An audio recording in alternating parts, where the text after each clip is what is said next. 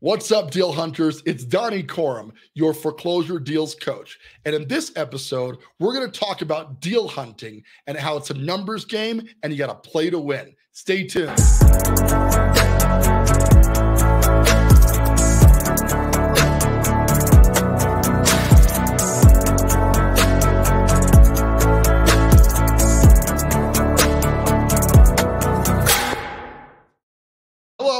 Hello, and welcome back to the Foreclosure Deals Coach podcast.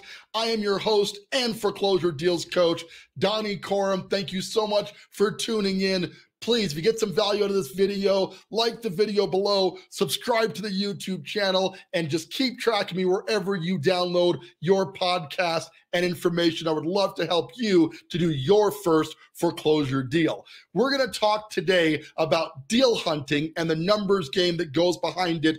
But as always, we start all of our shows with a little bit of mindset here to get your mind in the right place before we really deep dive into this information. Today, we've got a quote. It was from an unknown author, but it really sunk in for me.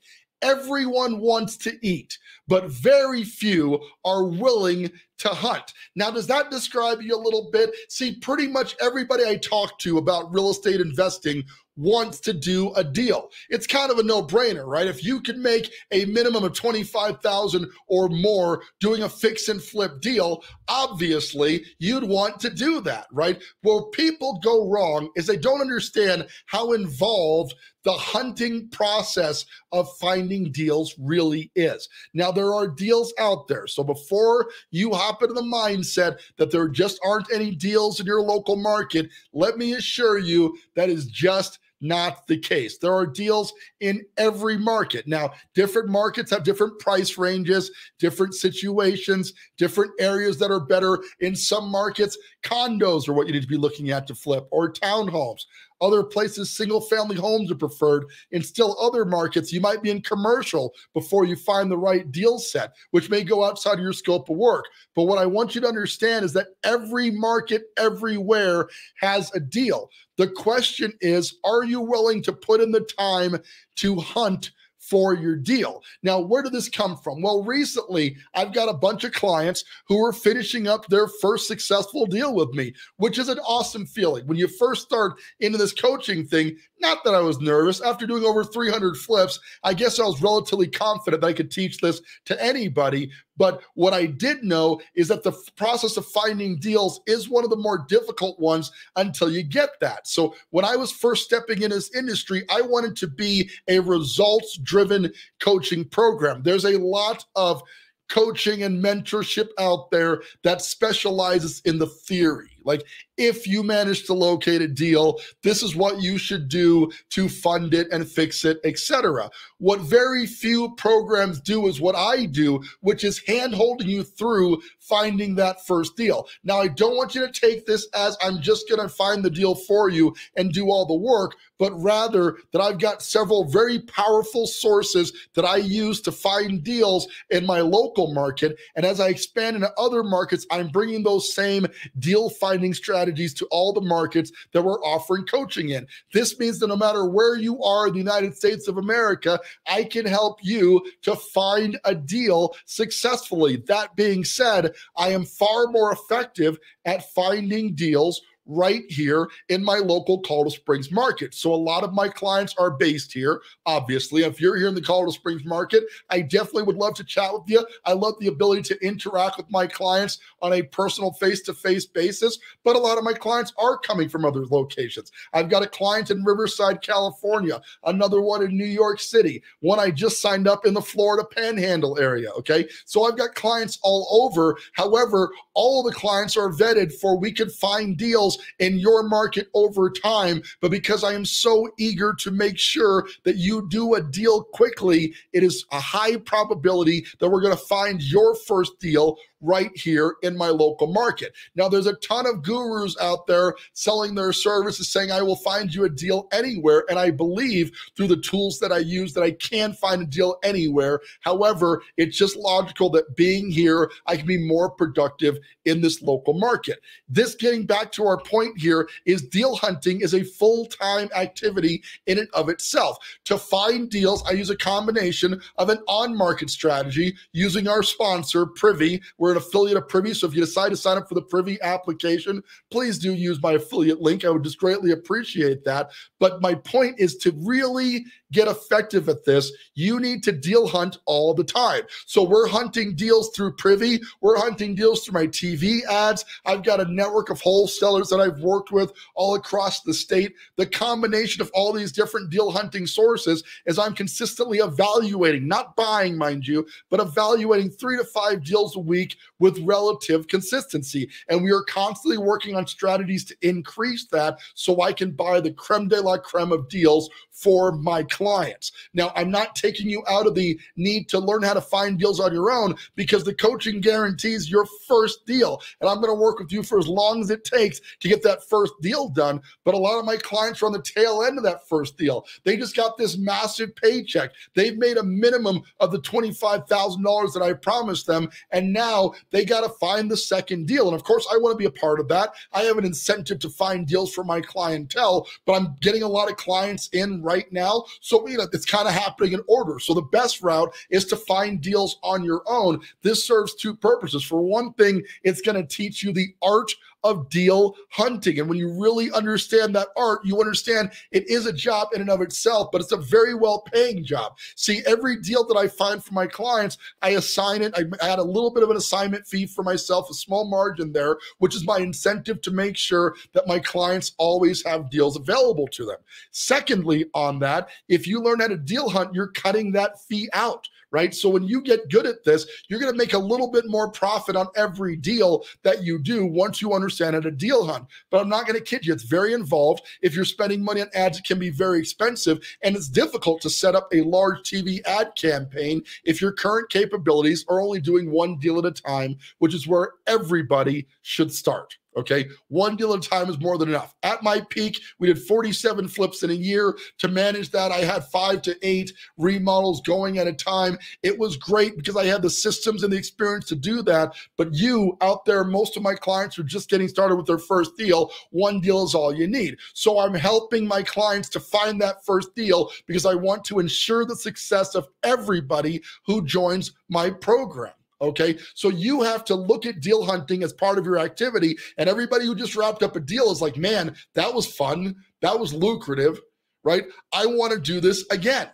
Right? So if that's you and you just finished a deal, you're now getting a crash course in deal hunting. And I want to help you out with that a little bit with the tools that I use each and every single day. Okay. So we start with the Privy application. Once again, I'm an affiliate of Privy, but I want to show you how I look at for deals every single day in my local market. And obviously I encourage you to get the Privy application and do this yourself. Once you have the app, you can look in your local market. But while we're working together, I go into the market every day without fail. I filter it for my locale here. In this case, I'm in the El Paso County, Colorado area. So let's put that in there. El Paso's got a space in it. There you go. All right. And we are looking for fix and flips primarily. So Privy kind of speculates that this is what we think a good fix and flip looks like. That's after repair value is priced now at 75% or less of the after repair value of the property. This is what Privy's looking for. So we just want to see that and that filter. So we load that, and that brings up everything that Privy thinks it's priced well below market. Well, if you're just starting out, even if this is a stellar deal, you probably don't want to buy a flip or your first flip at $1.15 million. Does that mean you should never look at a deal like this? No, absolutely not. I'm just saying when you're getting started out, capital usually suggests you want to start with something smaller. And this doesn't look much like a flip anyway, but it's always interesting to see what Privy brings back. The reason it thought it was a good flip potential is a property right here nearby. You can see here on Old Northgate Road, real close to this property, 0.1 miles away, sold for $0.5 million. It's similar in age. It just happened a few weeks ago based on when this video is being recorded. So it definitely has the look of being a deal. Once again, I'm not recommending doing that deal. It just says it could be, right? Here's something that's more up my alley. Here's a property on Virginia Avenue, right? 275, 2-bedroom, 1-bath, total square footage about 1,200 square feet. Looks like it needs a decent amount of work. Could use some updating. You see the drywall missing here in this scene, etc. And it's a much cheaper price range. Is it a deal? Well, probably. Anything priced below $300,000 in my market is likely to be a good deal, right? So we look at what's already sold, what's active, but primarily we care about what's sold. Here's one that went for $470. I think the issue with that is it's on a lot of land. So you see that the lot size is pretty big compared to ours. Not a great comp, but gives you an idea.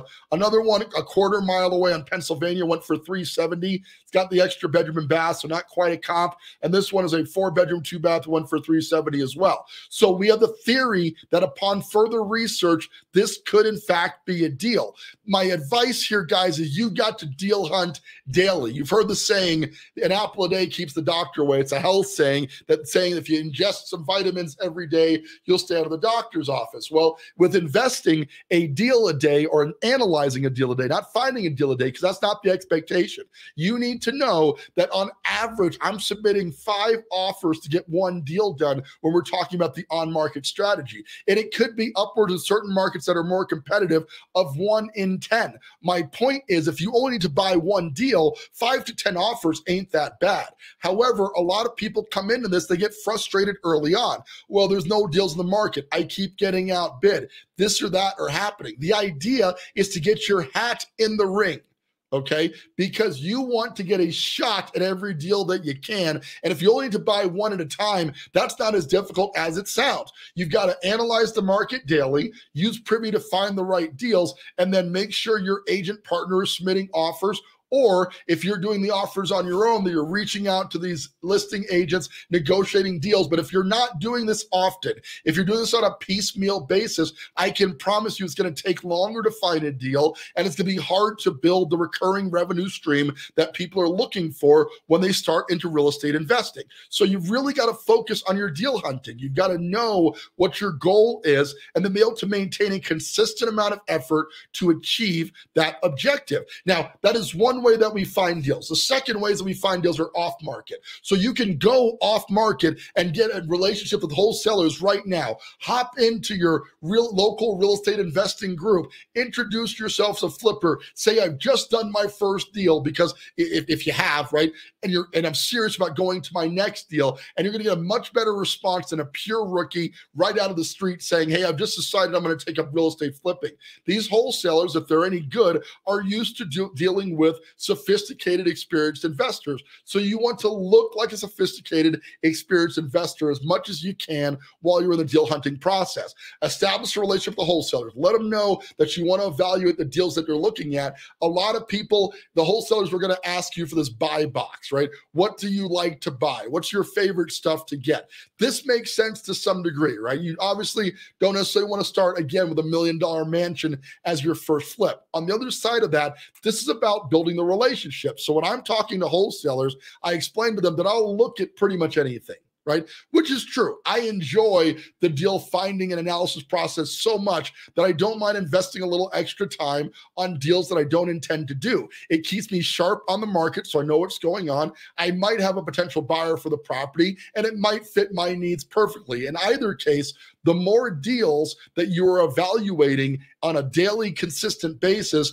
the more deals you are ultimately going to do as an investor. The art form of this is truly finding a deal. Now, it's not my goal to remove you from that process, but rather because I know how difficult getting momentum and deal hunting can be, I really want to handhold my clients and I help them to find their first deal. So I'm walking them through that first process using the deal flow that I've created.